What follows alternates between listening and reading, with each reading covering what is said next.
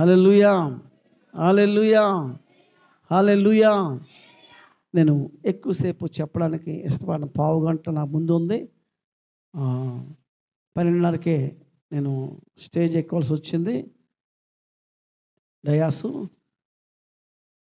ఏది ఏమైనా దేవుని యొక్క లేఖనంలోకి వెళ్ళి కొద్ది నిమిషాలు ధ్యానించుకున్నా. వాక్యం బాగా చెప్పాలనుకుంటాను. ఈ ఒక్కన బట్టి కితకితలు వేస్తుంది లోపల. ఈ షర్ట్ అంతా తడిసిపోయింది, లోపల బనీను తడిసిపోయింది, అటు ఇటు కదులుతుంటే కితకితలు వేస్తుంది. ఒరే నాయన, ఏంటి దావీదేది ఆ ఫ్యాన్ ఇటుక తిప్పలు నాకసే. అందుని బట్టి ఏం చెప్పాలో అర్థం అవట్లేదు. చూడు, షర్ట్ అంతా తడిసిపోయింది, అయినా ఏదో ఒకటి చెప్పాలి, ఏదో ఒకటి మనము వినాలి. ఏం వినాలి? ప్రకటన గ్రంథంలో 1వ అధ్యాయంలో 4వ మాట 3వ మాట, ఈ ప్రవచన వాక్యములు వినువాడును అని. ఈ ప్రవచన వాక్యములు వినువాడును, చదువువాడును, వాటిని విని ఇందులో రాయబడిన సంగతులను అంటే ఫ్యాన్ నిలిచేసినట్టుంది ఆయన. దేవునికి స్తోత్రం, హల్లెలూయా. ఫ్యాన్లు ఉన్న అందరూ గట్టిగా దేవునికి స్తోత్రం చెల్లించండి. మా ఇంటి దగ్గర ఫ్యాన్లు ఉన్నాయా లేదా? ఫ్యాన్ లేకుంటే ఇబ్బంది పడుతున్నారా? ఈ సంవత్సరం చాలా వేడిగా ఉంది కదండి. ఈ ప్రవచన వాక్యములు వినువాడును, చదువువాడును, వాటిని విని ఇందులో వ్రాయబడిన సంగతులను గైకొన్నవాడును. వినేవాడు ధన్యుడే, చదివేవాడు ధన్యుడే, విని వాటి ప్రకారంగా నడుచుకున్నవాడు ధన్యుడే. దేవునికి స్తోత్రం. అంటే మందిరానికి వెళ్తున్నామంటే మనము తప్పనిసరిగా దేవుని వాక్యాన్ని వినాలి. హల్లెలూయా. చెవి కలిగిన వాడు వినును గాక అని వ్రాయబడి ఉంది లేఖనంలో. ఎంతమందికి చెవులు ఉన్నాయి చెప్పండారా? చెవులు అందరికీ ఉంటాయి, లేవని నేను అనటం లేదు. కొంతమంది దొర చెవులు ఉంటాయి, మాట మాటికి పొల్లెట్టుకొని ఇలా అంటుంటారు. ఏం చెవులు అవి? దొరద చెవులు, దురద చెవులు.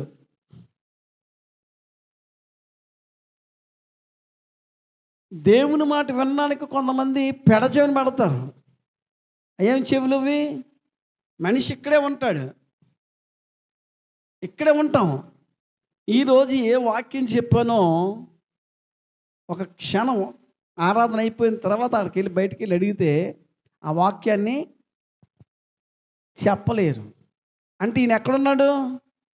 మందిరంలోనే ఉన్నాడు, కానీ వాక్యాన్ని పెడచెవిని పెట్టేశాడు.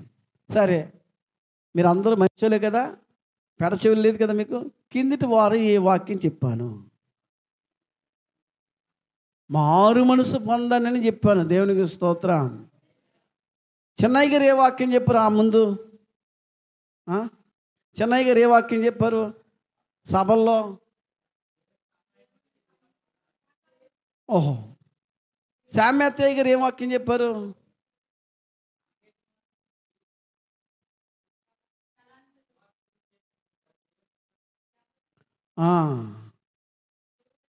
దేవుడు అనే బిరుదు ఎవరికి ఇవ్వాలి అనే విషయాన్ని చెప్పాడు. మనకైతే ఏం వాక్యం చెప్పారు? దశంభాగం ఇస్తే సరిపోదమ్మోయ్, మీ కానుకలు ఇస్తే సరిపోదు, మీ బస్తాలు ఇస్తే సరిపోదు. దేవుడికి ఏమి ఇవ్వాలట? జీవితం ఇవ్వాలి. మొట్టమొదట జీవితం, తర్వాత సమయం ఇవ్వాలి, తర్వాత తలాంతులు ఇవ్వాలి. ఇవి ఇస్తేనే అప్పుడు మీరు దశంభాగం మానీకండి, అది కూడా ఇవ్వాలి. అప్పుడే దేవుని చేత మనము దీవించబడతాము అని నా మాటలు కాదు, అలాగే శామ్యాత్యు గారి మాటలు కాదు, కానీ బైబిల్లో ఉన్న మాటలు అవి. దేవునికి స్తోత్రం. బైబిల్లో ఉన్న మాటలు అవి. జీవితం ఇవ్వాలి, సమయాన్ని ఇవ్వాలి, ఆ? తలాంతులు ఇవ్వాలి. సమయం ఎప్పుడైనా ఇస్తున్నామా? రాత్రి అడిగాను, అమ్మా 8 గంటలకు వెళ్ళి పని చేస్తాం, 9 గంటలు పని చేస్తాం, ఒక్క అరగంట అయినా దేవుని సన్నిధిలో బైబిల్ పట్టుకుని మోకాలు వేసి ఏకాంతం కూర్చొని ప్రార్థన చేస్తున్నామా? అది చేస్తున్నామా? చెయ్యలేదు అసలు. సమయం ఎక్కడ ఇస్తున్నావు అంటే నువ్వు ఫెయిల్డ్. సమయం ఇవ్వకపోతే దేవుని సన్నిధిలో నువ్వు ఫెయిల్ అయిపోయినట్టే. ఫెయిల్ అయిపోతే ఎక్కడ ఉంటావు నువ్వు అంటే? ఎక్కడ? పాతాళం. ఇంకెక్కడ? నరకం. అసలైన పాయింట్ చెప్పాను, నరకంలోకి వెళ్ళిపోతాం. దేవుని సన్నిధిలో గడపకపోతే, ప్రార్థించకపోతే, ఇన్ని 3 గంటలు కొట్టు మీద కూర్చుంటాం, 3 గంటలు ఉద్యోగంలో కూర్చుంటాం, 3 గంటలు సెల దగ్గర కూర్చుంటాం, 3 గంటలు ఏ విషయాల్లో 4 గంటలు 3 గంటలు కూర్చొని పని చేస్తాం. కానీ అందులో ఒక్క అరగంట అయినా దేవుని సన్నిధిలో ఏకాంతం కూర్చొని దేవునితో మాట్లాడుతున్నామా? అదే సమయం అంటే. సమయం ఇవ్వాలి. ఇప్పుడు మనం ఏం చేస్తున్నాం ఈరోజు? అమ్మా ఈరోజు ఏం చేస్తున్నాం? ఎన్ని గంటల సమయం ఇస్తున్నాం? పోనీ 3 గంటలని ఏంట్రా, అలా ఇంకా నచ్చుతారు కదండి, ఎవడో తోసినట్టు నేనేంట్రా. దేవునికి స్తోత్రం. రాబోతుంది నెలలో ఈ సమయం కూడా ఉండదట. నాకు ఉదయాన్నే నిన్న కిరణ్ గారు పెట్టారు వాట్సాప్లో, మన మోడీ గారు కనుక గెలిస్తే ఆదివారం ఆరాధనలు ఉండవు, సెలవు లేదట. శుక్రవారం పెడతారట సెలవు. ఎందుకో తెలుసా? అసలు ఆయన ఆలోచన ఏంటంటే, ఆదివారం నాడు కానీ పెడితే సెలవిస్తే క్రిస్టియన్స్ అయిన వాళ్ళు చాలామంది చర్చికి వెళ్తారు. అది వదిలే, హిందువులు కూడా చాలామంది చర్చికి వెళ్తారు. వెళ్ళి ఒక 2 నిమిషాలు కూర్చొని వాళ్ళకున్న దాంట్లో 5-10 కానుక బాక్సులు పెట్టి వెళ్ళిపోతారు. 2:30 గంటలు 3 గంటలు కూర్చోరు, కానీ వెళ్తారు. వెళ్ళి 2 నిమిషాలు మోకాలు వేస్తారు, అవి కూర్చొని ఏదో దక్షిణ వేసి వెళ్ళిపోతారు.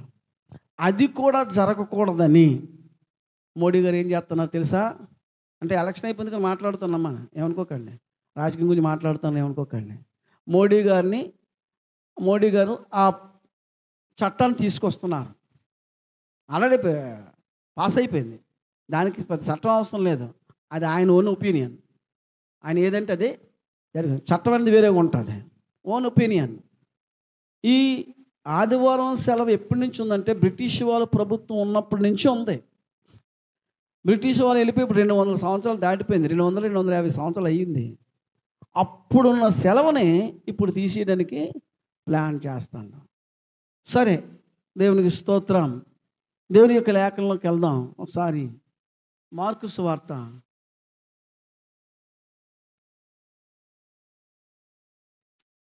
10:47.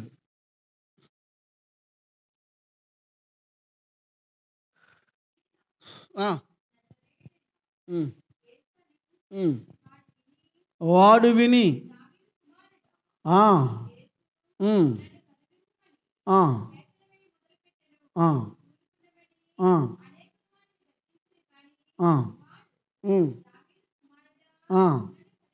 దావీదు కుమారుడా నన్ను కరుణించమని మరీ ఎక్కువగా కేకలు పెట్టెను. Praise the lord. Hallelujah, hallelujah, hallelujah, hallelujah, hallelujah. ఏమని చెప్పాడు? మరోసారి చదువుతారా? ఈయన నజరేయుడని యేసు అని విని, దావీదు కుమారుడా యేసు నన్ను కరుణింపుమని కేకలు వేయ మొదలు పెట్టెను. ఊరుకుండమని అనేకులు వారిని గద్దించడం అంటే అర్థం ఏంటి? గద్దించడం అంటే అర్థం ఏంటిరా? మళ్ళీ అరిసావా? అరిస్తే నీకేమవుతుంది? జాగ్రత్త అనేటువంటి మాట. గద్దింపు అనగానే అది. గద్దించడం అంటే గసరడం, మన భాషలో గసరడం. ప్రైజ్ ది లార్డ్, హల్లెలూయా. గసరడం అండి. గద్దింపు అనగా దెబ్బలాడడం. అది చెయ్యొద్దని చెప్పడం, అది వినొద్దని చెప్పడం, అక్కడికి వెళ్ళొద్దని చెప్పడం, ఆ మాట పలకొద్దని చెప్పడం, ఆ కార్యాలు నువ్వు చెయ్యొద్దని చెప్పడమే గద్దింపు. దేవునికి స్తోత్రం, హల్లెలూయా. అప్పుడు వాడేం చేస్తున్నాడండి? చదవాలి. చదివి నాకు వినిపిస్తే మంచిది. ఆ, అనేకులు వారిని గద్దించరు కానీ వాడు, దావీదు కుమారుడా నన్ను కరుణింపమని మరీ ఎక్కువగా కేకలు వేసెను. ప్రైజ్ ద లార్డ్, హల్లెలూయా. మరీ ఎక్కువగా కేకలు వేసెను.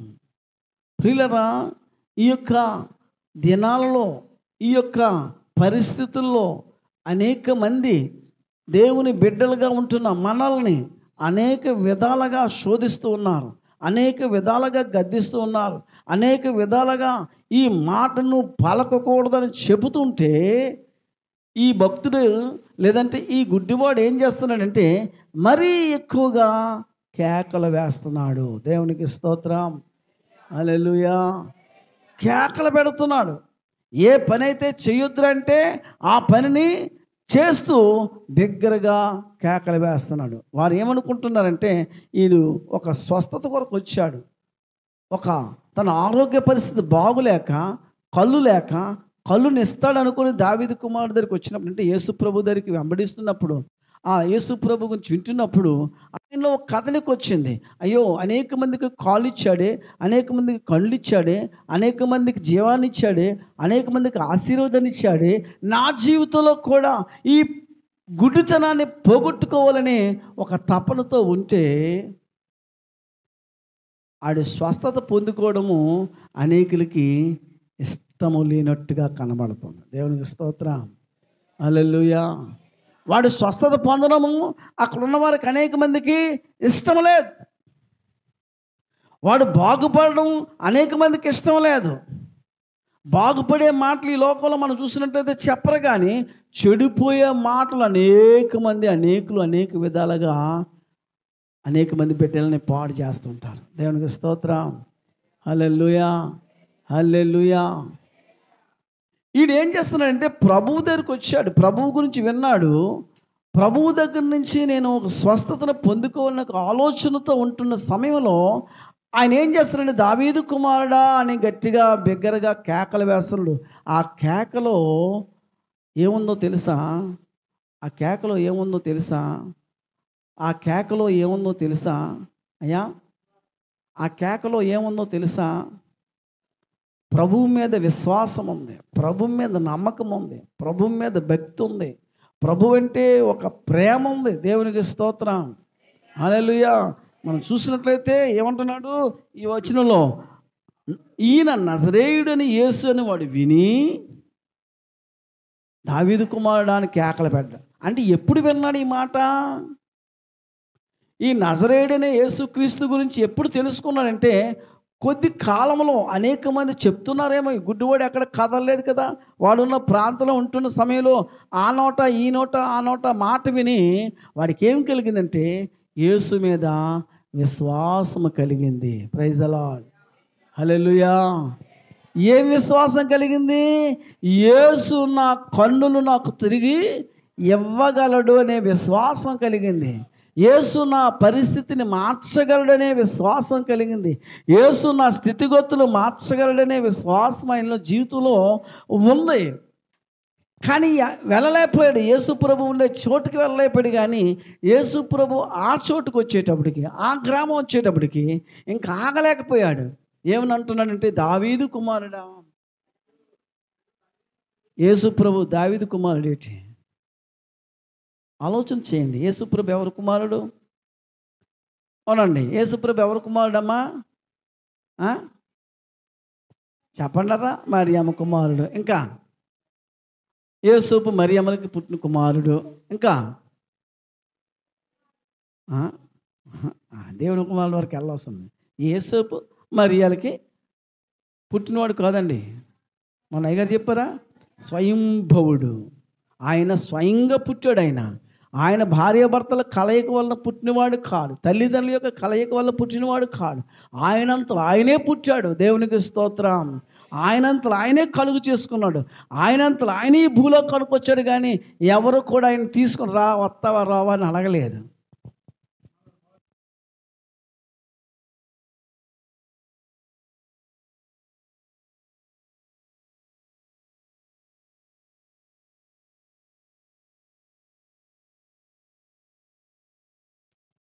దిగమని చెప్పలేదు ఆయన్ని.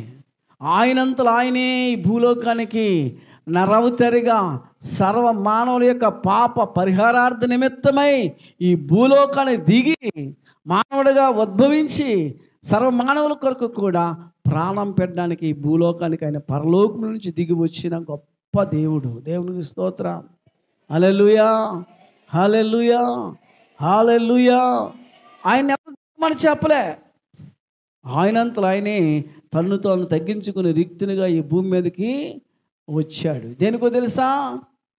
మానవులను కలుసుకోవడం కొరకు, రోగులను కలుసుకోవడం కొరకు, దీనులను కలుసుకోవడం కొరకు, సువార్తను ప్రకటించడం కొరకు. దేవుని రాజ్యం ఉంది, మీరు అక్కడ ప్రజలు, ఎక్కడ వారు కాదు, మీరు అక్కడ మీ రాజ్యం అని చెప్పుడు కొరకు ఆయన ఈ లోకానికి వచ్చాడు. అందుకే ఈయన యోసేపు కుమారుడా మరియ కుమారుడా అని చెప్పడం లేదు, కానీ ఎవరిని చెప్తున్నాడు తెలుసా? దావీదు కుమారుడా. దావీదు, యేసు ప్రభుకి దావీదుకి ఎన్ని తరాలు ఉంటాయి చెప్పండి అయ్యా? 14 తరాలు ఉన్నాయా? నిజమేనా? ఒకసారి యూట్యూబ్లో కొట్టండి, ఎన్ని తరం వాడు. 14 అంటే 1400 సంవత్సరాలు అవుతుంది. అలా ఉండొచ్చా అయ్యా? తరానికి ఒక 100 సంవత్సరాలు లెక్కేద్దాం పని.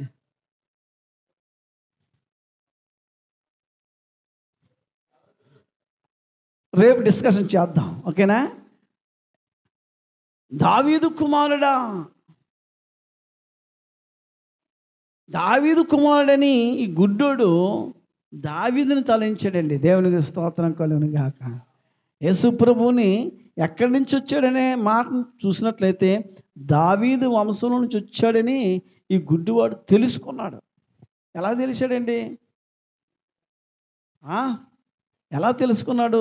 ఆయన ఎవరు, ఆయన ఎలా ఉంటాడు, ఏంటి అని ఆ విధంగా పరిశోధన చేస్తున్నప్పుడు, నేను గుడ్డోడే కానీ కొంతమంది గుడ్డోళ్ళు అనుకుంటాం, కానీ అన్ని విషయాలు వాళ్ళకి తెలిసిపోతాయి. అమ్మా, గుడ్డోళ్ళకు ఉన్న తెలివితేటలు ఎవరికి? ఒకసారి నేను మా గాబ్రియల్ మాస్టర్కి 10 రూపాయలు నోట్ బ్రదర్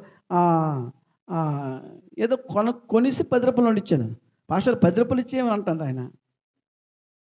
నేనైనా కళ్ళు మూసుకొని అంత టక్కన చెప్పలేను, కానీ ఆయన వెంటనే 10 రూపాయలు నోట్ ఇచ్చారేటండి. అడిగారు, మనకి ఇంకొక 5-6 రూపాయలు వస్తాయి అన్నాడు. అంతే.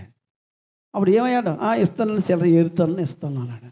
అంటే 10 రూపాయల నోట్ని మళ్ళీ ఆయనకు 2 కోళ్ళు లేవు, ఇది 10 రూపాయల నోటు అని చెప్పేశారు. దేవునికి స్తోత్రం. ఒకసారి ఒక ఇంటికి ప్రార్థనకి వెళ్ళాం, నేను ఒక పాస్టర్ గారు. ప్రార్థన అయిపోయింది, ఆ తల్లి కానుక ఇచ్చింది నాకు ఆయన కానుక ఇచ్చి నేను జోబులు ఎట్టిస్తాను. నా కానుక నేను ఆ కానుకను పట్టుకొని, ప్రభా ఈ తల్లి 100 రూపాయలు ఇచ్చినందుకు నీకు స్తోత్రం, నేను ప్రార్థన చేస్తాను. మీకు అర్థమైందా? అంటే ఆ తల్లి ఇచ్చిన కానుక నాకు తెలీదు, నేనైతే ప్రార్థన చేసిన జోబులు ఎట్టిస్తాను. ఆయన వెంటనే, ప్రభా ఈ తల్లి గారు 100 రూపాయలు కానుక చూడకుండానే. నీకు అర్థమైందా? పాస్టర్ గారికి నువ్వు ఎంత ఇస్తున్నావో కానుక జాగ్రత్తగా తెలిసిపోద్ది. 500 ఇస్తున్నావా, 100 ఇస్తున్నావా, 2 రూపాయలు ఇస్తావా, సావుకారులకు కూడా తెలిసిపోద్ది. డబ్బులు పట్టుకున్న వాళ్ళకి, ఎక్కువ మందికి డబ్బులు పట్టుకున్న వాళ్ళకి ఇది 500 నోట, 100 రూపాయలు అంట. ఆదక్ష నీకు తెలీదా? తెలిసిపోద్ది. కొంతమంది ఇచ్చేస్తారు, తీసుకొని మన వాళ్ళు ఏం చేస్తారు, డిబ్బీలు పడేస్తారు. ఆడు చిల్లర అడుగుతాడు, నేను 100 రూపాయలు ఇచ్చాను. అదేంటా నువ్వు 100 రూపాయలు ఇచ్చాను అంటే 50 రూపాయలు ఇచ్చా. ఎందుకంటే పట్టుకున్న తెలిసిపోద్ది. మహేష్ లాంటి వాళ్ళు అయితే తిరిగి 50 రూపాయలు ఇస్తే తిరిగి మరొక 50 రూపాయలు చిల్లర వస్తుంది ఆయనకి. ఒకసారి నేను, ఎందుకంటే మహేష్ దగ్గర కొట్టు దగ్గర కూర్చుంటే ఒకడు వచ్చాడు, ఆయన 50 రూపాయలు సరుకులు కొనేసుకోండి, ఈయన మళ్ళీ ఈయన 50 రూపాయలు లెక్కెట్టేస్తాను. ఆయన ఇదేంటో ఎంతగా ఉంది, బాగా ఇస్తున్నట్టుంది. ఇలాగా ఏదో మాటలు ఉన్నాడు. ఆడు వచ్చి 50 రూపాయలు ఇచ్చాడు, సరుకులు కొనేసుకొని, చిన్నపిల్లడే సరుకులన్నీ ఇచ్చేసాడు 50 రూపాయలు. నేను పక్కనే ఉన్నాను. తిరిగి మళ్ళీ 10 రూపాయలు అని లెక్కటే, అరే నీకు ఎంత ఇవ్వాలరా, అదే పట్టుకెళ్ళిపోందాన్ని. అప్పుడు నేను అన్నాను, ఆయన ఇచ్చింది 50 రూపాయలేనండి. 50 రూపాయలు కదా. కొంతమందికి అంటే ఏదో సొందరగా ఉండి పడేస్తారు. కొంతమందికి నువ్వు ఎంత ఇవ్వు అది ఎంతో జాగ్రత్త చెప్పేస్తారు. లెక్కలు పెట్టి. Praise the lord. ఈ దావీదు కుమారుడా అని గుడ్డివాడు పలుకుతున్నాడంటే హిస్టరీ గురించి తెలుసుకుని ఉన్నాడు. దేవునికి స్తోత్రం. ఈ దావీదు ఎక్కడి నుంచి అసలు అడుక్కున్నాడికి ఇవన్నీ అవసరం ఏంటండి? అడుక్కున్నాడికి ఎక్కడ వీడికి అవసరమా? కానీ దావీదు కుమారుడా అని కేకలేయడం మొదలుపెట్టాడు. దేవునికి స్తోత్రం. హల్లెలూయా. ఏమని పిలిచాడమ్మా? దావీదు కుమారుడా. అక్కడ ఉన్న ఎవరు కూడా దావీదు కుమారుడు అనలేదు. యేసు యేసు యేసు యేసు అంటున్నారు తప్ప. కానీ ఈయన మాత్రం ఏమంటున్నాడంటే ఎంత గౌరవించారు చూసారా? పురాతనమైనటువంటి వ్యక్తి గురించి చెప్తూ ఆయన వంశం నుంచి వచ్చిన మా ప్రదాత, మా జీవనదాత, దావీదు కుమారుడా నన్ను కరుణించు. ఆయన మాటలో ఎంత వినయం ఉంది, ఎంత విధేయత ఉంది, ఎంత గౌరవం కనబడుతుంది. దావీదు కుమారుడా నన్ను కరుణించు. ఆ మాట కరుణించనే మాట అర్థం ఏంటంటే నువ్వు దేవుడివి, నేను ఒక మానవుడిని, నువ్వు కరుణిస్తే నాకు కళ్ళు వస్తాయనే ఒక అర్థాన్ని తెలిపే ఒక ప్రార్థన కనబడుతుంది ఆ గుడ్డివాడి జీవితంలో. దేవునికి స్తోత్రం. హల్లెలూయా. మనం ప్రార్థన చేస్తుంటాం, ఇస్తావా ఇస్తావా, ఎందుకు ఇవ్వు ఇది దాచిపెట్టినట్టుగా చాలామంది ప్రార్థన చేస్తారు. ఎందుకు ఇవ్వు ప్రభువా, ఎందుకు ఇవ్వు, నేను దాచిపెట్టేవేటేమైనా ఆయన దగ్గర ఇస్తాడు. కానీ అడిగే విధానంలో దేవుని సన్నిధిలో అడగాలి. దేవునికి స్తోత్రం. ఎవడు దీనుడై నా గడప యొద్ద కనిపెట్టుకునినో వానిని నేను దృష్టించుచున్నాను అనే లేఖనం రాయబడింది యోబు గ్రంథంలో. ఎవరు దీనంగా ఉంటారో, ఎవరు విధేయత కలిగి దేవుని సన్నిధిలో ప్రార్థిస్తారో, ఎవరు దేవుని గురించి నిజంగా అది ఒక వర్ణన, దేవుణ్ణి వర్ణించడం, కీర్తించడం, ఘనపరచడం. దావీదు ఎవరండి? ఒక రాజు. అక్కడ కీర్తనకారుడు గురించి చూడడం. ఒక రాజు అయినా రాజు కడుపులో నుంచి వచ్చినవాడా అంటే ఈయన ఎవరు? రాజు. కానీ ఈ ప్రజలందరూ ఏం చూస్తున్నారు? యేసుప్రభుని ఎలా చూస్తున్నారు తెలుసా? వడ్రింగోడు కుమారుడు అన్నట్టు చూస్తున్నారు. దేవునికి స్తోత్రం. కళ్ళు లేనోడేమో దావీదు కుమారుడు అంటున్నాడు. కళ్ళున్న ప్రజలు ఏం చేస్తున్నారంటే వడ్రింగోడు. ఈ యేసుప్రభు వాళ్ళ నాన్నగారు ఏం చేశారంటే వడ్రింగ్ పని చేసేవారు, కార్పెంటరీ పని. తలుపులు చెక్కలు ఇవన్నీ చెక్కినటువంటి వడ్రింగ్ పని చేసినటువంటి ఆ కుటుంబంలో పుట్టాడు. అతి తక్కువ దినాతి దీనమైన కుటుంబంలో ఉద్భవించాడు. దేవునికి స్తోత్రం. హల్లెలూయా. కానీ గుడ్డోడు కళ్ళు లేనోడు ఏమంటున్నాడు? దావీదు కుమారుడా నన్ను దాటిపో. గట్టిగా విడిచిపోకయా, దావీదు కుమారుడా నన్ను దాటిపోకయా, నజరేతు ఆడా నన్ను విడిచిపోకయా, నీవు తప్ప నాకీ లోకములో ఎవరు నారయా, నీకు తప్ప నాలో ఎవరికి చోటే లేదయా. హల్లెలూయా, హల్లెలూయా. దావీదు కుమారుడా నన్ను కరుణించవా. బా, పురాతనమైన పేరుని ఎతికాడండి. దేవునికి స్తోత్రం. ఎప్పుడో 100 సంవత్సరాలకు ముందున్న దావీదు. దేవునికి స్తోత్రం. హల్లెలూయా, హల్లెలూయా, హల్లెలూయా. నేను అనుకుంటాను యెషయా కంటే ముందున్నవాడు దావీదు. అంతే కదా.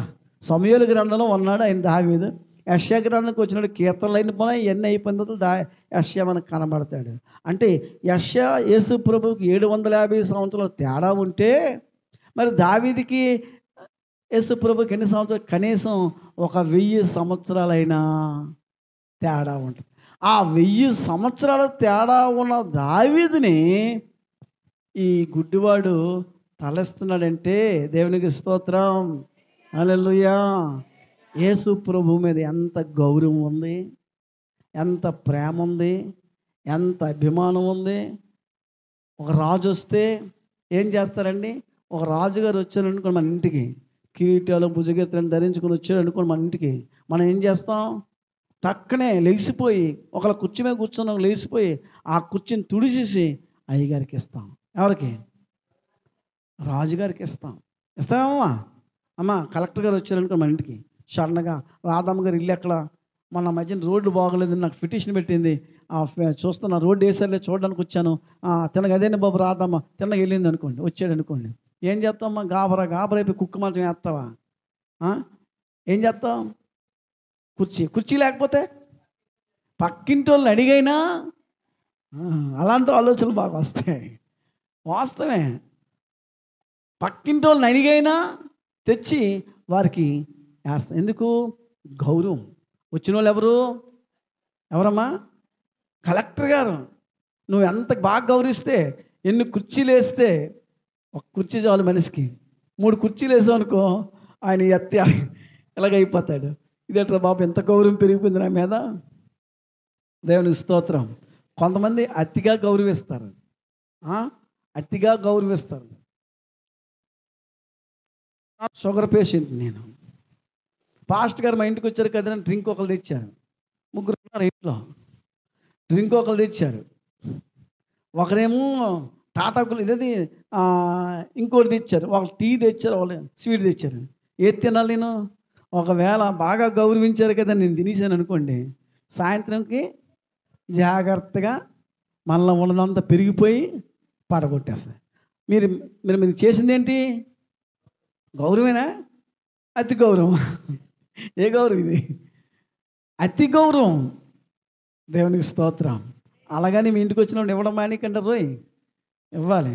అన్నీ తాగను, ఒకటి తాగుతాను. ఏదైనా ఒకటి తాగుతాను, అన్నీ తాగను. పాస్ట్ గారికి అతి గౌరవం వద్దట, మామూలు గౌరవం కావాలి. మంచిని ఇచ్చారనుకోండి, అది తాగుతాను. దేవునికి స్తోత్రం. అలా సరిపెట్టికండి. వాక్యం చెప్పారు కదా, అతి గౌరవం. ఎంత గౌరవిస్తే అంత అభిమానం మన మీద దేవుడు పెంచుకుంటుంటాడు. దేవునికి స్తోత్రం. దావీదు కుమారుడా నన్ను వెళ్ళిపోతుంది, ఇంకెక్కడే ఉన్నాం మనం. దేవునికి స్తోత్రం. హల్లెలూయా. దేవుని బిడ్డలకు గమనించండి, ఇక్కడ దేవుని స్తుతించడంలో, ఆరాధించడం, ఆ యొక్క వ్యక్తి యొక్క భక్తి జీవితాన్ని మనం చూస్తుంటే కొంతమంది ఏమంటున్నారంటే, ఏయ్ రేయ్ అంటున్నారు. ఆగో. మన ఇంట్లో కూడా మన ఇంట్లో నుంచి కూడా అలాంటి ఒత్తిళ్ళు వస్తాయి. క్రైస్తవ కుటుంబం అయినా ప్రార్థనకి వెళ్తే భర్త అంటాడు, రోజు అదే పనే నీకు, రోజు అదే పనే. పిల్లలు వస్తున్నారు అనుకో, ఏరా మాటకి వెళ్ళిపోతావు ఏంటి చర్చికి? ఉండ అక్కడ మాటకి చర్చే, మాటకి బైబిలే. దేవుని బిడ్డల్లోనూ ఉన్నారు, అన్య జనాంగంలోనూ కూడా ఉన్నారు. దేవునికి స్తోత్రం. ఆటంకాలు పెట్టేవారు, అడ్డులు పెట్టేవారు, అవంతరాలు కలిగించేవారు, ఆ పని చేయొద్దని నిరాకరించేవారు అనేకులు మనలో కూడా ఉన్నారు. దేవునికి స్తోత్రం. హల్లెలూయా, హల్లెలూయా. కానీ ఈ చూసినట్లయితే వాళ్ళు ఎంత ఆపుతున్నారో అంత అధికంగా దేవుని సన్నిధిలో కేకలు పెడుతున్నాడు. దేవునికి స్తోత్రం. హల్లెలూయా, హల్లెలూయా, హల్లెలూయా. దేవుడు విన్నాడా లేడా? యేసు ప్రభు విన్నాడా లేదా? అప్పుడు ఏం చేశాడు? విని నిలిచి వాళ్ళని పిలువుడని చెప్పగా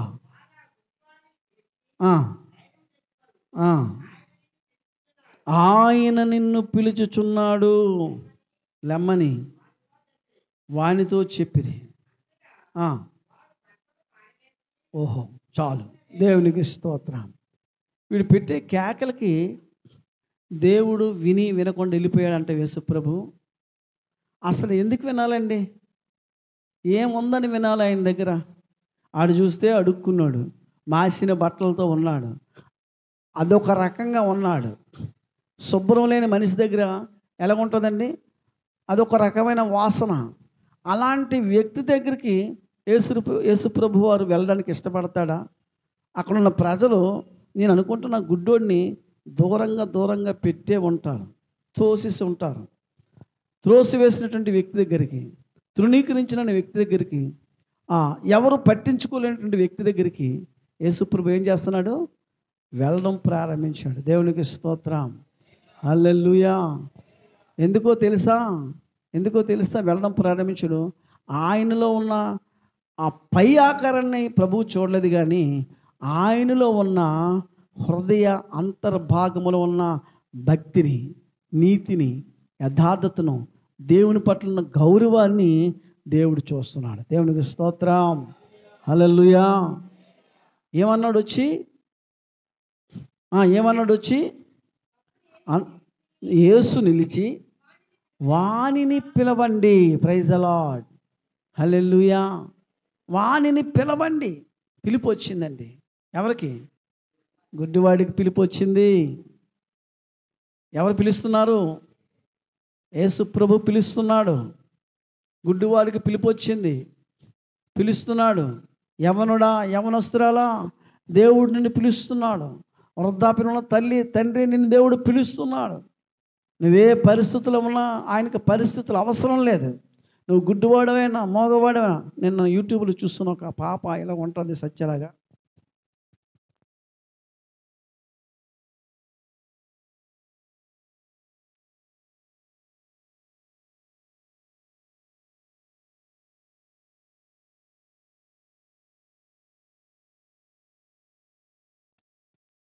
కాలిపోయింది. ఆ కాలిపోయిన ఆ వ్యక్తిని దేవుడు పిలుచుకున్నాడు. దేవునికి స్తోత్రం. హల్లెలూయా. పిలుచుకొని ఆమెకున్న పరిస్థితిని మరిచిపోయి కూడా, నోరు లేనిది, అవసరం లేదు, పాడాలనే అవసరమేమీ లేదు, కానీ దేవుని కొరకు నిలబడి దేవుని సన్నిధిలో పాటలు పాడడం మొదలు పెడుతుంది. నేను చూసి చాలా సంతోషించాను. మళ్ళీ అనిపించింది, నీకు ఇది అవసరం ఏంటమ్మా, నీకు అవసరమా అనిపించింది. కానీ దేవుని యొక్క ఉద్దేశం ఏదో ఉంది ఆమె పట్ల. Praise the lord. Hallelujah. Hallelujah. Hallelujah. మన పరిస్థితిని దేవుడు చూచి పిలవటం లేదు. దేవుడు మనల్ని, మన పరిస్థితి ఏదైనా ఎలాగున్నప్పటికీ కూడా దేవుని సన్నిధిలో మనం ఉన్న హృదయం ఎలాంటిది, మన హృదయ పరిశోధన చేసుకుంటే మన హృదయం ఎలాగుంది, దాన్ని బట్టి దేవుడు ఏం చేస్తాడంటే మనల్ని పిలుస్తూ ఉంటాడు. దేవునికి స్తోత్రం. ఒక్కొక్కసారి పిలిచినా దేవుడు పలకకపోవచ్చు, దేవుడు నీ ప్రార్థన వినకపోవచ్చు. కారణం ఏంటంటే నీ హృదయ పరిమాణాన్ని బట్టి దేవుడు నీకు హృదయంలో ఉన్నటువంటి దాన్ని ఏంటంటే ఆ సమర్పణ బట్టి దేవుడు నిన్ను పిలుస్తూ ఉంటాడు. దేవుడు ఏమన్నాడంటే ఆయన్ని పిలవండి. Praise the lord. యేసు ప్రభువుని నిలబెట్టేది ఏంటి చెప్పండి? యేసు ప్రభువుని నిలబెట్టింది ఏంటండి? ఆయన వేసే కేక. హల్లెలూయా. హల్లెలూయా. ఆయన పెట్టే కేక.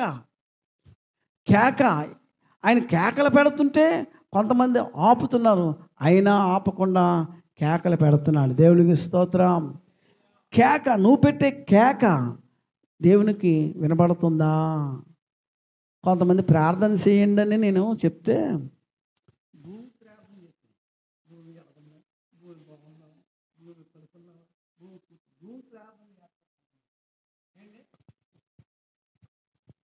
ప్రార్థన చేయమని చెప్పానంటే ఎలుగెత్తి గట్టిగా, దేవునికి స్తోత్రం, నీ ప్రార్థన ఎక్కడున్న వాళ్ళకి అందరికీ వినబడాలి. అలా చేస్తాను ఎవరైనా? ప్రార్థన చేస్తే పక్కన వాళ్ళు వెళ్ళిపోతారు. దేవునికి స్తోత్రం. తక్కువ సమయంలో వచ్చి గట్టిగా ప్రార్థన చేసిన వాళ్ళు అన్నం ఒకదై, అన్నమ్మ కూడా అద్భుతంగా ప్రార్థన చేస్తుంది. గట్టిగా ప్రార్థన చేయండి. మిమ్మల్ని ఎవరు ఆపుతారు ఏంటి? ఎందుకు గట్టిగా చేస్తాను అంటారా? దేవుని సన్నిధిలో ప్రార్థన చేసినప్పుడు నీ కేక పరమనకు వినబడాలి. హల్లెలూయా. హల్లెలూయా. నీలోనే నువ్వు కొనుక్కొని, నీలోనే నువ్వు సొనుక్కొని, నీలోనే నువ్వు ప్రార్థన చేస్తే పెద్ద ప్రార్థన అనిపించదు. నాకేటో కానీ చదువుకునే టైంలో బడబడబడని చదివితేనే బుర్రకెక్కేది. చదువుకునేటప్పుడు అది కంట పెట్టాలంటే గట్టిగా కంట పెడితేనే మైండ్కి ఎక్కేది. నా ఫ్రెండ్ ఒకడు ఉన్నాడు బెడ్డెట్టి సూర్యనారాయణ, ఆడు అస్సలు మాట్లాడు కదా ఎవరితో, అంత ఎత్తు మనిషి, ఎవరితో మాట్లాడు కదా.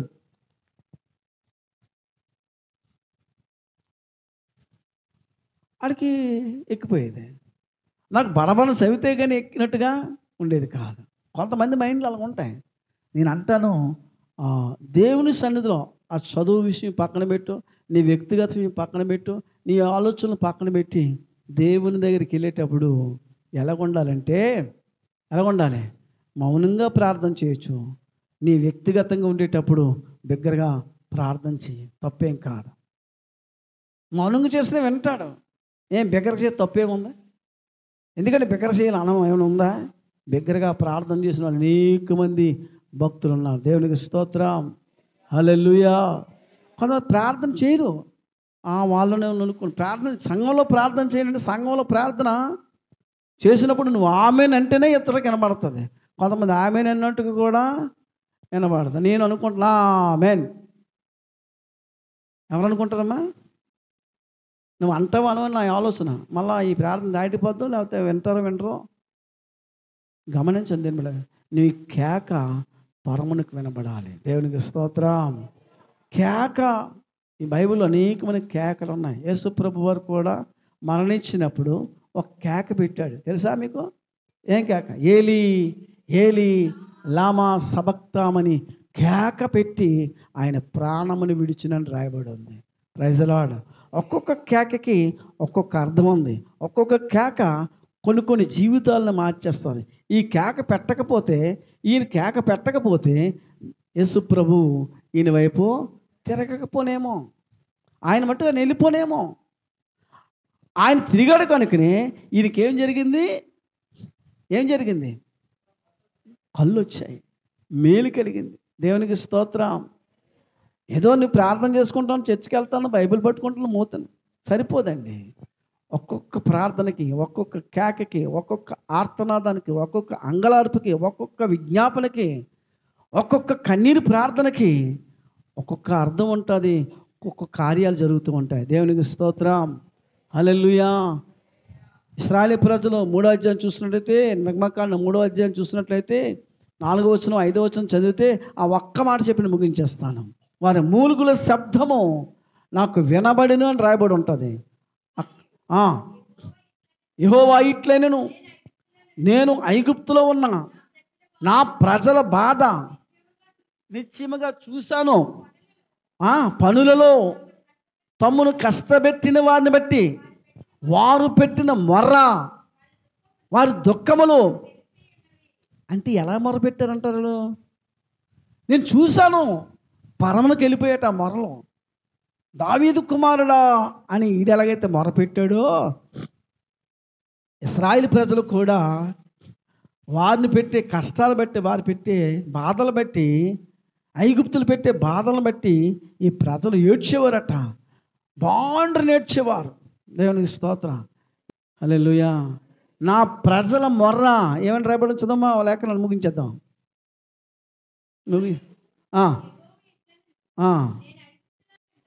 ఐగుప్తులో ఉన్న నా ప్రజల బాధను నిశ్చయముగా చూశాను. పనులు తమను కష్టపెట్టి వారిని కొరకు వారు పెట్టిన మొర్రను, వారి దుఃఖములు వారిని విడిపించడం దిగి వచ్చాను అంటాడు. దేవునికి స్తోత్రం. చూసారా, ఆ ప్రజలు అలా మొర్ర పెట్టకపోతే, ఏడకపోతే, కన్నీరు పెట్టకపోతే ప్రభువు దిగిరాడు. హల్లెలూయా. ఈ కేక యేసు ప్రభువాన్ని నిలబెట్టేసింది. దేవునికి స్తోత్రం. నీ కేక, నీ ఆర్తనాదము, నీ యొక్క విజ్ఞాపన, నీ కన్నీరు దేవుణ్ణి నిలబెడుతుందా? దేవుని దగ్గర నుంచి సమాధానం తీసుకొస్తుందా? ఒక్కసారి ఆలోచన చేద్దాం. దేవుని బిడ్డలారా, ఈ దావీదు కుమారుడు భర్తమై కేకలు పెడుతున్నాడు. ఆయన కేక ఏం చేసిందంటే తన జీవితంలో గొప్ప మేలుని చేసింది. ఒక్కొక్కరికి ఒక్కొక్క కేక. యేసు ప్రభువు ఏమన్నారు? లామా లామా సబక్త, ఏలి ఏలి లామా సబక్త అని అంటే దాని అర్థం ఏంటి? నా దేవా నా దేవా నన్నేలా చెయ్యి విడిచితివి అన్నాడు. కానీ చెయ్యి విడిచాడు దేవుడు.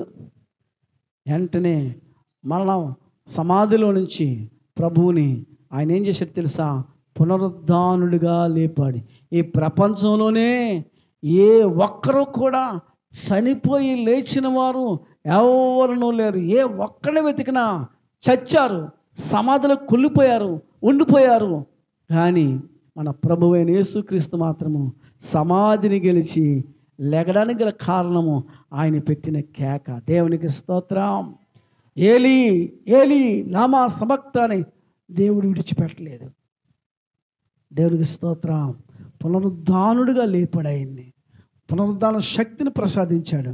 ఆయన యందు విశ్వాసం ఉంచిన వారికి కూడా పునరుద్ధాన శక్తిని దేవుడు అనుగ్రహించాడు. మనం కూడా పునరుద్ధాన శక్తి ఉంది. దేవునికి స్తోత్రం.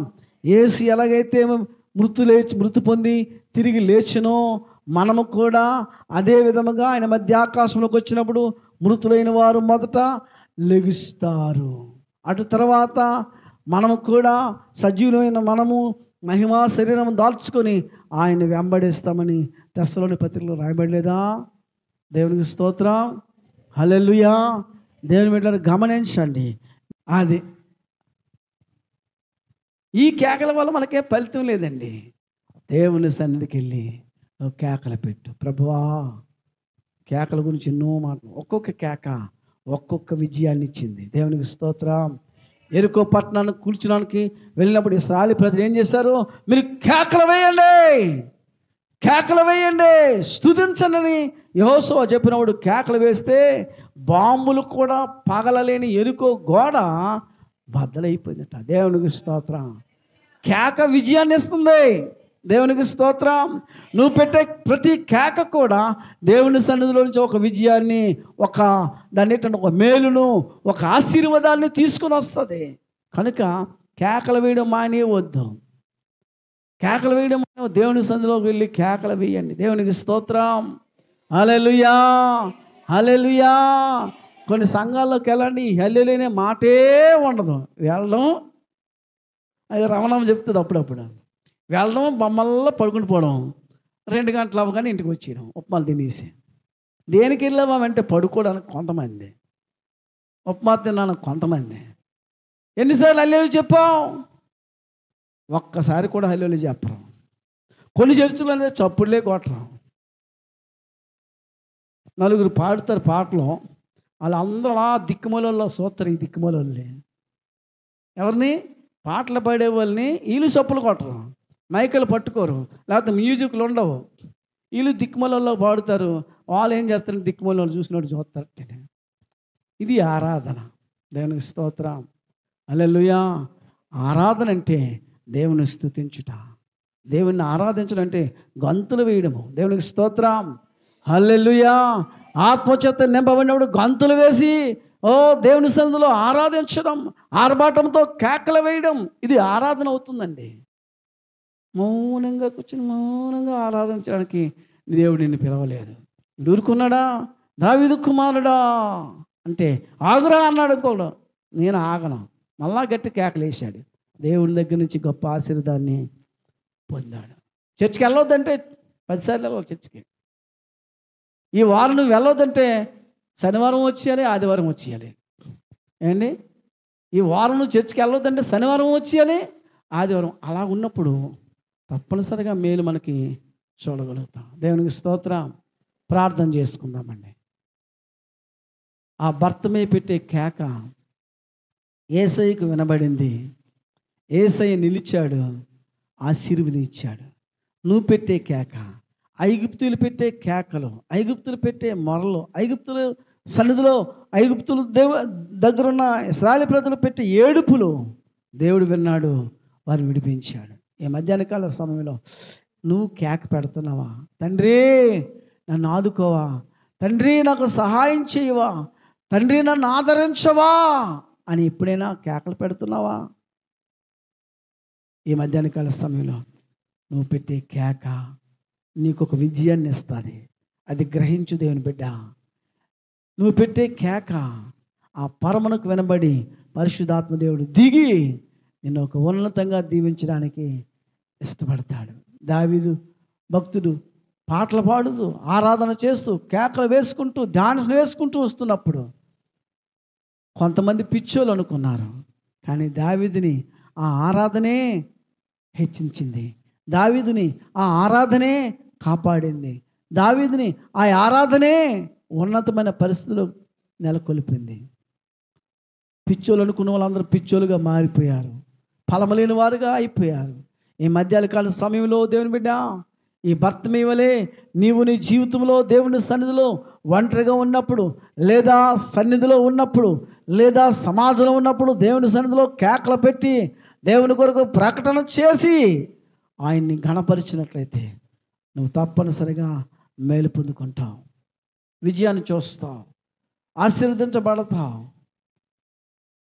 ఆ కేక భర్తమేని స్వస్థపరిచింది. నీ కేక నీ జీవితంలో ఒక ఆదరణ, నీ కేక నీ జీవితంలో ఒక విజయమును, నీ కేక నీ జీవితంలో ఒక ఆశీర్వాదాన్ని తీసుకురాబోతుందేమో. ఒకసారి దేవుని సందులో నోరులు తెరుద్దామా, స్తోత్రం చెల్లిందామా, కేకలు వేద్దామా. ప్రభువా, హల్లెలూయా, సర్వాధికారి, స్తోత్రం, hallelujah, hallelujah, hallelujah, praise the lord, hallelujah, praise the lord, hallelujah. ప్రార్థన చేసుకుందాం. సకల ఆశీర్వాదాలకు కారణభూతుడైన మా ప్రియ పరలోకపు తండ్రి, నీ ఘనమైన పరిశుద్ధమైన నామాన్ని బట్టి స్తోత్రం. భర్తమై పెట్టిన కేక సమాజంలో వారికి వినసొంపుగా ఉన్నప్పటికీ, వినసొంపుగా లేనప్పటికీ కూడా, అనేకులు అడ్డు పెట్టినప్పటికీ కూడా తను పెట్టిన కేకను ఆపకుండా